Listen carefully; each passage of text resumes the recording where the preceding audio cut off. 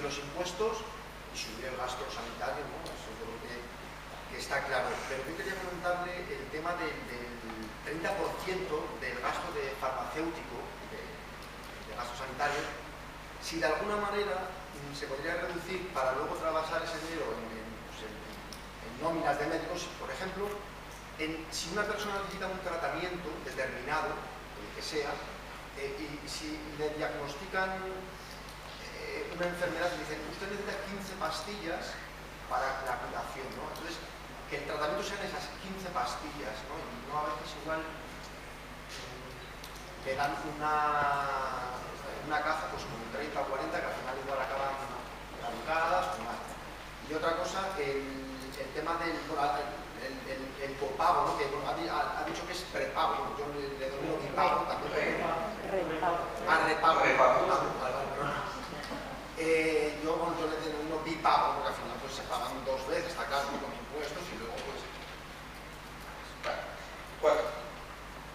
Bueno, yo primero daré las gracias y quería hacer dos reflexiones de los argumentos que ha dicho que están usando los partidos políticos tanto PP como PSOE para la privatización de la sanidad. El primero en cuanto a la insostenibilidad, que bueno, ya ha dado datos que realmente es mentira, ¿no? Que invertimos en sanidad 2 puntos menos que países como Francia, Alemania, aunque realmente luego tengamos una sanidad mejor que la suya, pero que realmente falta una financiación. Pero lo que dicen es que es insostenible para que haya unos recortes y así justificar realmente que hay unas carencias en lo público para que puedan meter la mano en lo privado para así solventarlas.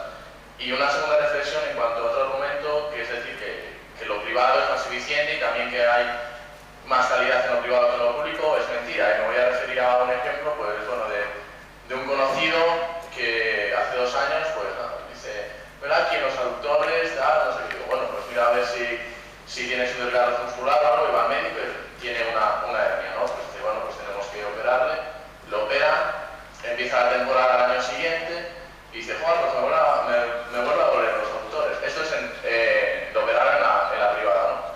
Bueno, pues vuelve otra vez a ver qué te dice el médico. Le tenemos que volver a operar porque se ha reproducido la hernia. Y ya llega otra vez la temporada y resulta que le pasa lo mismo, ¿no? Y ahora le tienen que operar por tercera vez de la hernia. Y a esto me quería referir que realmente ¿por qué no hay políticas preventivas en la sanidad?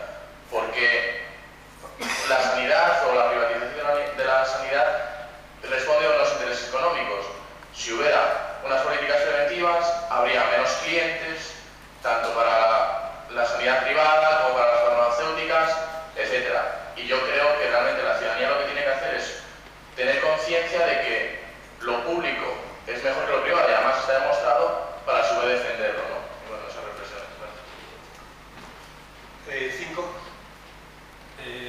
En la Asociación de Consumidores estamos detectando que mucha gente, sobre todo personas mayores, están teniendo problemas a la hora de la prescripción de las pastillas, esas 10, 15 o 20 pastillas que les dan, por un motivo tan simple como que apenas saben leer, apenas ven, y entonces no saben si de una caja se han tomado una, si de la anterior se tomó las 2 anteriores o se va a tomar 3 de la siguiente. Con eso quiero decir que hay un problema gravísimo, como es el tema del embalaje de las pastillas, y que yo creo que un tema que se ha tratado muchas veces, pero que todavía no hemos llegado a que se aplique, a que haya una ley que regule cómo debe ser el envase, de qué color, qué tamaño, porque está creando problemas muy grandes a esas personas. Que a veces dudo si las pastillas funcionarán, porque si cometen tantos errores y no mueren instantáneos, pues es que esas pastillas muchas serán dinero para las empresas farmacéuticas. Y luego, otra cosa que nos ha impactado bastante a la asociación ha sido, hace poco hemos visto un estudio sobre la calidad de la sanidad y hemos visto que la percepción del ciudadano sobre la sanidad de Asturias era una de las mejores de España. Entonces, ¿por qué es de las mejores de España? Como percepción del ciudadano, no es un estudio económico ni mucho menos. ¿Y por qué no de otras comunidades autónomas que la percepción es tan mala? ¿Por qué no van a Asturias a aprender? Es lo que nos sorprende. Antonio. Sí, yo al hilo de la intervención de Gaspar, hacer una propuesta para someterla a consideración. Desde Izquierda Unida estamos por recuperar el impuesto sobre el patrimonio. Estamos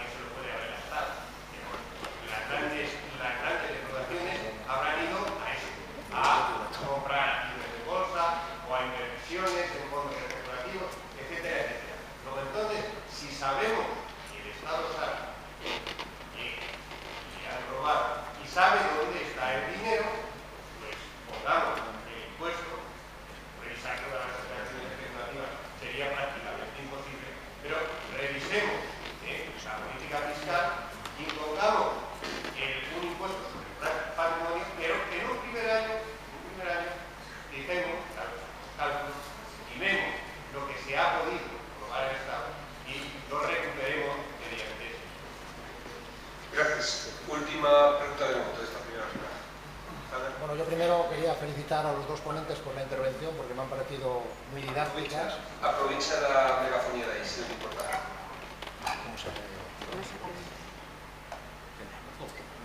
Bueno, pues eso, que quería felicitar a los ponentes, porque me parece que sus intervenciones han sido muy buenas, muy instructivas.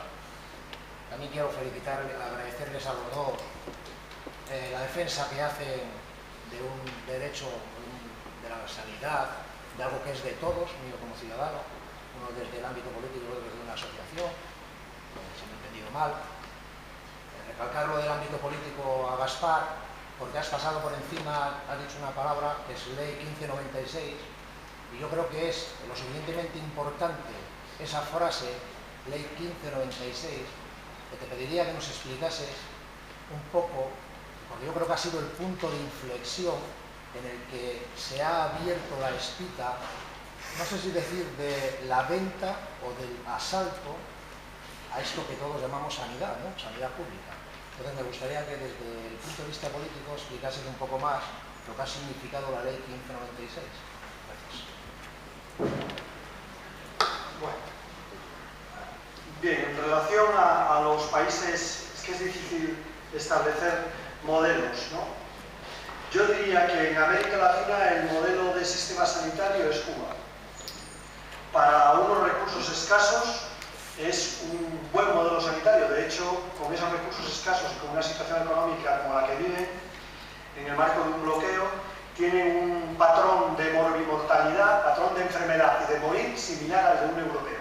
Prácticamente igual que un europeo. Tienen una mortalidad infantil similar a un europeo, tienen un patrón de enfermar también similar a un europeo, aunque, por supuesto, si pudieran desarrollar otras políticas sociales y sanitarias con más posibilidades económicas, seguramente serían bastante mejores, ¿no? Para Europa, yo diría que todavía son los países nórdicos, a pesar de que ahora siempre os pondrán, por ejemplo, a Suecia en los próximos meses, porque ha introducido mecanismos de copago y ha introducido también mecanismos privados en las pensiones.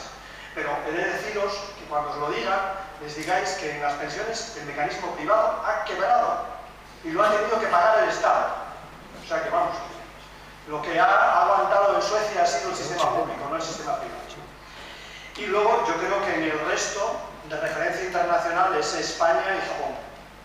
España y Japón son las que tienen mejores resultados de salud en el mundo. En estos momentos, teniendo en cuenta que el sector sanitario no es el único que produce, digamos, salud, sino que se produce en el conjunto del sistema social. Pero bueno, por poner ejemplos, ¿no? Pero los servicios públicos universales de salud son los que mejor funcionan, son los que producen menos patología añadida, menos inseguridad, y son los que lo hacen a un coste menor, ¿no? Luego, en relación a los inmigrantes, este es un tema ya muy conocido, es igual que el de los ciudadanos europeos que vienen a España. Hay leyendas urbanas, ¿no? Una leyenda urbana es que los europeos que pasan las vacaciones en España utilizan el sistema sanitario y no pagan. Es una leyenda urbana, ¿no? Lo ha intentado Alemania en el marco de la Unión Europea, pero no lo ha conseguido. No ha conseguido ese objetivo, que era pagar el sistema sanitario español como si fueran españoles, ¿no? Tienen que pagarlo con el mismo precio que si estuvieran utilizando el sistema alemán, ¿no? Eso se ha conseguido en los últimos meses y esa es una leyenda urbana. Otra leyenda urbana es que los inmigrantes utilizan o sobreutilizan el sistema sanitario. Es una leyenda urbana en su conjunto, es verdad. Es decir, son gente joven, suelen ser gente sana y por tanto utilizan menos que nosotros el sistema sanitario. Pero sí es verdad una percepción que tienen los ciudadanos y que está siendo letal. Digo letal porque está fracturando a la izquierda. Eso hay que decirlo claramente y reconocerlo. Y es que como tienen dificultades para acceder, bien por no estar regularizados, bien por desconocimiento del sistema, para acceder a la atención a través de los cauces de la atención primaria y de ahí a la atención hospitalaria, van directamente a urgencias. Y los ciudadanos españoles, los ciudadanos, digamos, de este país, notan la presión en urgencias. Esa es la cuestión fundamental. Y eso está llevando, por ejemplo, las encuestas que hacemos, está llevando a que No hay diferencia de derecha e izquierda, desgraciadamente. No hay diferencia de derecha e izquierda. No hay diferencia. Es un clamor. Por tanto, habrá que organizar mejor el sistema sanitario para que no se utilice por parte de los xenófobos, por ejemplo, recientemente en las elecciones municipales, para que no se utilice por parte de los xenófobos ese problema, que es un problema que tenemos en urgencias, porque, digamos, en el otro ámbito, pues no hay un conocimiento o una utilización del sector sanitario y da la impresión de que esa presión se produce únicamente en el sector de urgencias, pero yo digo que la utilización es menor que el resto de los españoles o de los ciudadanos españoles de origen, ¿no? En relación al gasto farmacéutico, bueno, yo creo que es clamoroso que en este país el poder de las empresas farmacéuticas en estos momentos determina uno de los peores, digamos, hándicaps o de los talones o el talón de Aquiles de nuestro sistema sanitario, que es el gasto. Si tenemos en cuenta el gasto hospitalario, que normalmente no se tiene en cuenta en el cálculo del gasto farmacéutico, estamos en más del 33%, más de un tercio dedicado únicamente a gasto farmacéutico. Eso es, en mi opinión, y además os decía antes que la tercera o la cuarta causa de ingreso en urgencias es por la mala utilización de los fármacos. Con lo cual, algo tenemos que hacer en ese sentido y, en mi opinión, significa que se les paren los pies a las compañías farmacéuticas, sobre todo a las compañías multinacionales, que utilicemos más los genéricos y que el sistema de salud se responsabilice de la formación continuada de los profesionales. No las compañías farmacéuticas con invitaciones o con otras cosas a los profesionales, sino el Sistema Nacional de Salud. Creo que eso tendría que hacerlo. Y en relación a las pluridosis, ya hay un nicho de mercado, ya hay empresas que están haciendo esas pluridosis de los ancianos. Hay empresas que le ofertan a las farmacias repartir ellos las pastillas en un pastillero y ponérselas en la farmacia todas las semanas para que vaya allí la persona que tiene varias patologías y sepa lo que tiene que ponerse, lo que tiene que tomar cada día. Yo creo que, bueno, ese es otro tema muy importante. El gobierno lo ha centrado en la unidosis, pero la unidosis no es el problema es la pluridosis, el problema es la enfermedad crónica y las diversas patologías y cómo, de alguna manera, se garantiza que esa persona tome el conjunto de los fármacos. Mirad, en la India, también tenemos que aprender bastante de los países en vías de desarrollo, en la India hay en estos momentos una línea de investigación para que en una sola pastilla vayan el conjunto de los fármacos, por ejemplo, de los cardiópatas, ¿no? Se calcula que un cardiópata, que ya ves que es seria la enfermedad, por ejemplo, después de un infarto de miocardio, al cabo de un año, en Estados Unidos, el 50% han dejado una parte o toda la medicación. El 50%. Y eso tiene que ver con que tienen que tomar varias pastillas, con también el acceso económico a esas pastillas, etc., ¿no? En la India están en esa línea de investigación. Yo creo que es una línea de investigación útil, ¿no? La de que determinadas cosas podrían venir combinadas y no ser únicamente, pues, cada pastilla por separado, y por otra parte también que se organice lo de la pluridosis, que no se ha hecho en nuestro país. Quinto lugar, Asturias. Bueno, las comunidades uniprovinciales, como Asturias, primero han tenido una ventaja con respecto a las comunidades como Castilla y León. El hecho de ser uniprovincial ha significado que la financiación por persona del sistema sanitario sea mejor que en las comunidades más amplias, que en Cataluña, que en Castilla y León, que en Andalucía. Eso ha sido así, hay que reconocerlo así. Si uno ve la tabla con la financiación por habitante en el momento de las transferencias sanitarias, la financiación por habitante en estas comunidades uniprovinciales era más alta. Pero por otro lado, Asturias, ¿no?, en relación a otras comunidades autónomas, ha defendido el sistema público. Asturias, Castilla-La Mancha, relativamente menos Extremadura, tienen mayoritariamente sistema público. Muy mayoritariamente sistema público. Por ejemplo, en Madrid, en estos momentos, de privada puede haber en torno más del 30%, para esa media general que os he dicho antes. En Asturias, en estos momentos, puede haber entre un 10 y un 15%. y lo mismo en Castilla-La Mancha, o incluso menos, ¿no? Bueno, pues eso demuestra que el buen funcionamiento de la sanidad pública supone mejora de la calidad de la asistencia y también que los ciudadanos la valoren mejor que en otras comunidades autónomas. De hecho, las peores valoraciones son Madrid, me parece. Madrid es de las peores valoraciones. Valencia es de las peores valoraciones. O sea que tiene sentido el que, bueno, pues esos inventos que han tenido en Madrid o en Valencia, pues en estos momentos sean sancionados por parte de los ciudadanos. Lo malo es que los ciudadanos luego votan a cascos. Esas son las contradicciones de nuestros sistemas políticos y electorales, ¿no? En relación a los impuestos, bueno, yo estoy de acuerdo con ese tema. Nosotros, por ejemplo, en el presupuesto del último año, el primer impuesto recaudatorio en España es el IRPF, que pagamos los asalariados, trabajadores en su mayoría, porque este no lo pagan los potentados ni los empresarios, grandes empresarios, no me refiero a la gente autónoma que vive al día. El segundo impuesto en España en recaudación es el IVA. El tercer impuesto en recaudación, ¿sabéis cuál es? Los impuestos especiales. El cuarto impuesto en recaudación es el impuesto de sociedades. Eso sí que es un escándalo. Eso sí que es un escándalo. Es decir, el sector económico con mayor potencia económica paga menos que el resto de los sectores económicos. Esa es una dinámica que además es una dinámica muy europea. La dinámica europea ha sido rebajad malditos, que así competiréis mejor entre vosotros. Pues esta es la consecuencia. La consecuencia es que el impuesto de sociedades no significa casi nada. La consecuencia es que recurrimos a la deuda y la consecuencia es que cuando estamos endeudados van a por nosotros. Esa es la cuestión. Somos más débiles. Todo lo que tenemos en deuda podríamos haberlo recaudado mediante impuestos si hubiéramos mantenido el sistema impositivo que existía, incluso en la época del Partido Popular. Si hubiéramos mantenido el sistema impositivo, hubiéramos tenido entre 30 y 40.000 millones de euros más, no hubiéramos necesitado hacer el recorte y no seríamos tan frágiles frente a los ataques a la deuda. Nosotros seríamos en estos momentos un país que tenemos una deuda baja, pero con una deuda mucho más baja y mucho menos, digamos, atacable en los mercados internacionales, ¿no?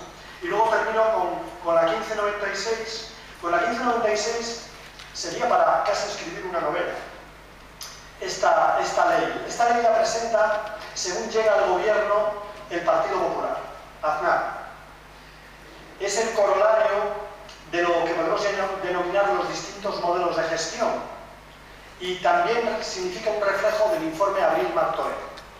La idea era cómo debilitamos al sistema público, que es un sistema público sólido y además con una buena opinión por parte de los ciudadanos. Bueno, pues empecemos a introducir modelos de gestión con el argumento de que sea más eficiente, ¿no? Y aparecieron las fundaciones, aparecieron los institutos, aparecieron las distintas fórmulas de gestión.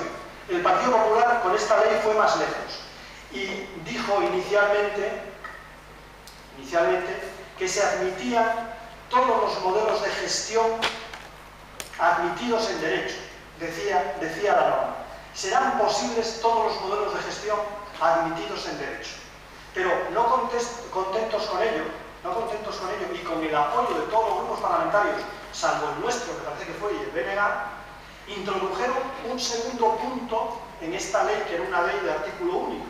Y el segundo punto era incluso los modelos de gestión, decía, material y formal privada. Es decir, entraba como un elefante en cacharrería la gestión privada. A partir de la 1596, entonces aparece el hospital, es una fundación privada de Alcorcón, aparece el hospital de fundación privada de Alcorcón, aparece el modelo Alcira en Valencia, que es darle toda un área al sector privado, a tu competidor, a la zapatería que compite contigo, aparecen todos los modelos de gestión de la Comunidad de Madrid, el que da lugar a que tú tengas que invertir 6 veces más para construir un hospital que si lo hicieras directamente, y es el que ha provocado que en nuestro país en los últimos años hayamos pasado de un 20% del sector privado a un 30% del sector privado. Es decir, que el sector privado haya aumentado de forma relevante en nuestro país hasta el punto de amenazar al sistema público porque ha entrado en lugares muy sensibles del sector público sanitario. Creo que eso era lo que me habéis comentado. Y por supuesto, con respecto al patrimonio y al fraude, fijaros, tan solo este año, porque la recaudación era peor, ¿no? Se han puesto un poco las pilas y han conseguido 8.000 millones de euros de ingresos de lucha contra el fraude. Y eso tan solo es el 10% del fraude que se calcula por parte de los inspectores de Hacienda, ¿no? Con lo cual, si se pusieran un poco más las pilas, si hubiera una mayor lucha contra el fraude, precisamente en el impuesto de sociedades y precisamente en inversiones, no voy a meterme con botín, en inversiones como los que algunos tienen en paraísos fiscales. A mí me decía una vez un juez, no diré el nombre, me decía un juez, ¿qué andáis buscando paraísos fiscales por ahí? El principal paraíso fiscal que hay en este país es la calle de la Castellana. Me dijo. Entonces yo, como es un argumento de autoridad, me imagino que datos tendrá él para decir eso, pues yo creo que tiene razón aquel que diga que existe margen fiscal para conseguir más ingresos y para que esos ingresos mejoren nuestro sistema. Vamos. Sí, yo solamente quería añadir dos cosas. Una es que en los presupuestos de Cataluña, de la Generalitat, en el gasto sanitario, el gasto en protectores gástricos equivale a todo lo que se gasta en cultura. Y sabéis que Cataluña es precisamente una de las comunidades que más invierte en cultura. Bueno, pues solamente los protectores gástricos. Y la otra cuestión que quería decir, aparte de que estoy muy de acuerdo con lo que naturalmente ha expresado Gaspar, es la cuestión de derecho. Es decir, esas fórmulas de construcción de hospitales, por ejemplo, en Cataluña, el Moisés Broggi, a pesar de que es un hospital público, está sujeto a derecho privado. ¿Eso qué quiere decir? Que en el momento en que se encontraron problemas de doble facturación de determinadas partidas, los administradores dijeron que no tenían que responder ante el Síndic de Comptes, es decir, el Tribunal de Cuentas de Cataluña, porque estaban afectas a derecho privado y, por tanto, no tenían que responder de su transparencia ante lo público. Y lo dijeron con toda desfachatez. Entonces, el Síndic de Greuges de Cataluña se tuvo que inhibir y pasar al Tribunal de Cuentas del Estado, que todavía no sé si ha resuelto o no ha resuelto todavía. Pero que, bueno, que puede muy bien reconocer el derecho privado y, por tanto, en esos hospitales públicos se pueden hacer dobles y triples contabilidades, fraudes a mansalva con los dineros públicos y, sin embargo, por un sistema absolutamente legal, quedar legalizados, ¿no? O permanecer ocultos. Una última ronda rápida de cuestiones. ¿Uno? ¿Alguien más? ¿Alguien más a la una? ¿Alguien más a las dos? ¿Alguien más a las tres? Habéis dejado impactados y todo clarísimo. Yo quería hacer un añadido por si te valía, Gaspar, porque hicimos una encuesta en los 3 hospitales de Valladolid para ver qué pensaban los migrantes que acudían a los servicios de urgencia, en los 3 de Valladolid solamente. Pero en los 3 me dijeron lo mismo y más o menos venía a decir, quiero recordar, porque lo más importante lo tengo en la cabeza, de que iban a los servicios de urgencias porque te atendían muy rápido, muy bien y no te pedían nada. Que luego te pedían la dirección domicilio que tú le podías dar, cualquier domicilio que allí te enviarían la factura. Y por lo tanto, por eso iban, porque muchos de ellos son de los que dicen sin papeles y que por eso iban a los servicios de urgencia y no a los centros de salud, que primero hay que presentar todo el papeleo y luego te mandaban al médico que tenía que atender. Pero, por cierto, se me olvidaba, otra de las muchas quejas que nosotros hemos visto de los ciudadanos españoles, vamos a decir en este caso, es que también utilizamos mucho los servicios de urgencia.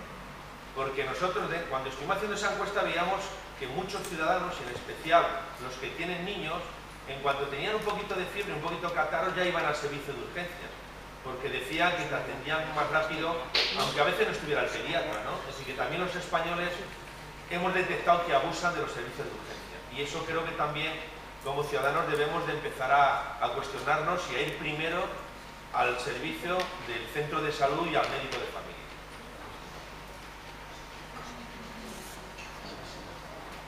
Sí, quería comentar alguna cosa, ¿no? Bueno, lo que comenta Laporte con respecto a los protectores gástricos no quiere asustar a nadie, ¿no? En este caso, es que además de que suponen ese gasto al sistema sanitario, además tienen un efecto secundario, ¿no? que tiene que ver con la osteoporosis, ¿no? Y que está provocando en estos momentos, pues, sobre todo en personas mayores, un mayor índice de fracturas.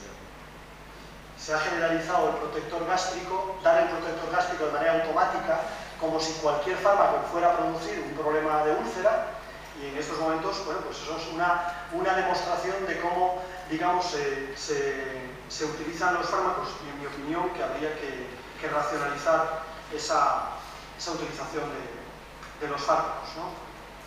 Lo que se decía antes, lo que ha pasado en Cataluña es muy significativo. Yo creo que deberíamos utilizar estas medidas que ha adoptado el gobierno de Artur Mas, como aquello de cuando pongan las barbas del vecino, cuando las empiecen a cortar con las tuyas a remojar, ¿no? Pues han adoptado una panoplia de medidas, que creo que es por donde van los modelos de recorte, ¿no? Ellos, por una parte, en vez de hacer copago porque te cueste a ti una determinada prestación sanitaria, lo han hecho en negativo, es decir, lo que han hecho es no hacer la prestación. Disminuyen el número de plantas, disminuyen el tiempo de cirugía y con ello, de alguna manera, aumentan la lista de espera y obligan a los ciudadanos a recurrir a un sistema alternativo. Es decir, es una fórmula de copago negativo, ¿no? Otra de las fórmulas ha sido lo de la inmigración, el negar a los inmigrantes durante un tiempo, teníamos un debate de cuánto tiempo era, a los inmigrantes durante un tiempo el acceso al sistema sanitario. Eso tiene que ver también con la extrema derecha, ¿no? Con dar una respuesta a la presión de la extrema derecha. Y luego otro elemento es el que tiene que ver, que recoge la vieja tradición de los hospitales de diputación. No sé si os acordáis que había planta de público y planta de privados. Bueno, pues ese modelo también en Cataluña empieza como un modelo eficiente, ¿no? Un modelo en el cual unos irán por la pública y otros por las tardes irán por la privada, pagarán, y en ese sentido, de alguna manera, pues crearán un mercado interno. Es la vieja historia de que un mercado interno es más eficiente dentro del sistema público, ¿no? Pero bueno, esa... Y luego, yo tenía un profesor en Cuba que se llamaba el doctor Carmona, que cuando empezábamos con argumentos de estos sobre urgencias, empezábamos nosotros a argumentar, bueno, pues entonces, como los ciudadanos van directamente a urgencias y se saltan la atención primaria, habría que utilizar un mecanismo de filtro para que la atención primaria fuera primero. Decía, Gasparito, me decía, Gasparito, no te pases, son mucho más listos que tú. Entonces, yo creo que en definitiva lo que plantea es un problema del conjunto del sistema sanitario, ¿no? Del conjunto del sistema sanitario. La pregunta es si en un modelo sanitario, digamos que lo fundamental es la reparación rápida y la reparación con fármacos y con altos niveles de tecnología, lo lógico es que vayan al sitio donde tienen la reparación rápida, como si fuera un taller, ¿no? Al taller de 24 horas. Es el taller de 24 horas el servicio de urgencia, y así lo utilizan los ciudadanos. Ahí es necesario cambiar el conjunto del modelo sanitario, ¿no? Y en ese sentido, pues vuelvo y termino con lo de la ley del tabaco. Yo estaba esperando a ver cómo la colocaba, ¿no? Yo creo que ha dado lugar a muchas críticas esa ley, pero yo creo que vamos a ver una lucha también en el sector de la salud pública. Va a haber una lucha entre la salud pública clásica y la salud pública moderna, entre comillas, ¿no? Y va a haber un nicho de negocio también ahí, ¿no? La salud pública clásica vamos a ser aquellos que defendamos que los modelos laborales, las relaciones sociales, la explotación tienen que ver con la salud y que eso debe cambiar, ¿no? Que hay que cambiar la sanidad y el modelo social, hay que introducir reformas y cambios profundos en el modelo social. La salud pública norteamericana, por ejemplo, en estos momentos, que hay una comisión creada y que está Valentín Fuster en ella, la salud pública norteamericana, que es un gran nicho de negocio en estos momentos, lo que se plantea es otro modelo de prevención, ¿no? Entonces, ellos te van a meter en un aparato, aunque no estés enfermo, y te van a decir que tienes un nivel alto de velocidad, que tienes un problema también de posible, aunque no tengas todavía colesterol, posible colesterol al cabo de unos años, que tienes una dieta desequilibrada y te van a hacer un paquete de medidas para prevenir la enfermedad. Ese es el modelo norteamericano que incluso también la medicación genómica y demás es el modelo norteamericano de salud pública, modelo llaman de la nueva salud pública, que va a plantear un debate muy fuerte con la salud pública tradicional, ¿no? Pero yo creo que en España esa decisión la teníamos que tomar, no la adoptó el gobierno, eso no se lo atribuyáis al gobierno, el gobierno no se atrevió a presentar el proyecto de ley. El único grupo que promovió el proyecto de ley fue nuestro grupo parlamentario, con el grupo parlamentario de Esquerra Republicana de Cataluña y con el apoyo del grupo parlamentario socialista, pero el gobierno no se atrevió a presentar la ley. Y además con el apoyo de los sindicatos. ¿Y por qué lo hicimos? Porque en primer lugar, al año, de los trabajadores de la hostelería, mueren 1000 trabajadores de la hostelería por tabaquismo pasivo. Es decir, no fuman y sin embargo, al cabo de un año se producen 1000 muertes por tabaquismo pasivo. Y por eso tuvimos el apoyo de los sindicatos. Y luego, por otra parte, por tabaquismo pasivo también hay una mortalidad importante en nuestro país. Fijaros, mueren más personas. Yo siento daros malas noticias, ¿no? Y daros tantos disgustos. Mueren más personas por tabaquismo pasivo en España, es decir, gente que no quiere fumar y que fuma porque fuman los demás, ¿no? Bueno, pues mueren más que por accidentes de tráfico. Más que por accidentes de tráfico en España. Esas fueron las razones de una medida que además, si quisierais que os explicara el reparto por clases sociales, os podría decir que en estos momentos a quien fundamentalmente están dedicando las compañías de tabaco su presión informativa y publicitaria es en los países occidentales a las mujeres. Es decir, si veis una pandilla de chicos jóvenes, el 30% de esa pandilla, los chicos fuman. De esa pandilla, las chicas fuman ya el 70%, más que ellos. Esa es la presión de las compañías tabaqueras en los países occidentales. Y otra presión de las compañías tabaqueras es sobre los países en vías de desarrollo. Es decir, lo que no venden aquí, lo están vendiendo fuera de nuestro país. Termino. Hay una película donde aparece Michael Moore, me parece que es un mercado, o es la que tiene que ver con las grandes empresas. Corporación, me parece que se llama. En la que aparece uno y dice, tú cada vez que saques el cigarrillo, acuérdate de un hombre orondo, dice hombre orondo, que tiene mucho dinero y que se mete un puñado de dólares en el bolsillo. Gracias, en ese sentido, a que das negocio a las compañías tabaqueras. Bueno, yo creo que es verdad que es una parte únicamente de la salud pública, otra parte, por ejemplo, es el tema de los alimentos, ¿no? El tema de los alimentos en los niños, o la política también con respecto a otras materias que son determinantes de salud. Antes lo decíamos con respecto a la salud laboral, pero el futuro también de la sanidad tendrá que tener una parte muy importante en la salud pública, y algunas veces no será fácil explicar esas medidas, o también la presión de las compañías tabaqueras frente a esas medidas va a ser muy importante. Igual que cuando intentemos recortar el gasto farmacéutico, las compañías farmacéuticas dirán que estamos perjudicando la calidad de vida de los ciudadanos o el nivel de vida de los ciudadanos. Y no será así, porque si recortamos el gasto farmacéutico fundamentalmente en compañías multinacionales e innovadoras, pues yo creo que estaremos haciendo un bien a la sociedad, estaremos mejorando la calidad de la asistencia sanitaria y estaremos disminuyendo la inseguridad de los tratamientos sanitarios en España. Nada más, y si no hay ninguna otra pregunta, muchas gracias.